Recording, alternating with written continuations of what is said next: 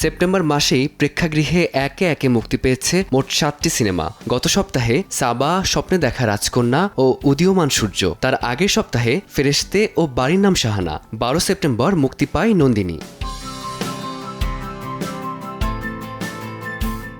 এর মধ্যে সবচেয়ে আলোচিত সিনেমা সাবা ও বাড়ির নাম শাহানা।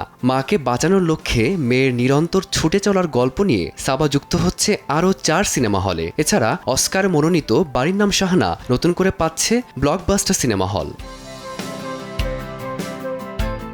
এদিকে অক্টোবরের শুরুতে একই দিনে দেশের প্রেক্ষাগৃহে মুক্তি পেল 2 ভিন্ন ধারার সিনেমা। করোনার পর মানুষের নতুন জীবনবোধ নিয়ে ব্যাচেলর ইন ট্রিপ এবং এক হারিয়ে যাওয়া শিশুর পরিচয় খোঁজের যাত্রা বান্ধব।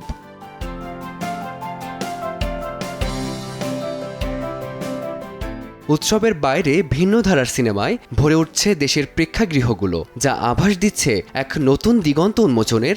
এমনটাই ধারণা সিনেপ্রেমীদের। ফারদিন মাঝার, সময় সংবাদ, ঢাকা।